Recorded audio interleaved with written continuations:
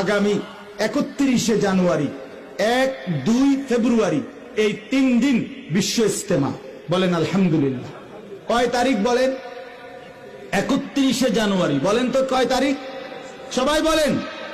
এই আপনাদের সবাইকে দাওয়াত করলাম 31শে জানুয়ারি বিশ্ব ইজতেমা। ইনশাআল্লাহ আমরা সবাই অংশগ্রহণ করার চেষ্টা করব ইনশাআল্লাহ। ইজতেমা একবারই হয়, একবারই হবে।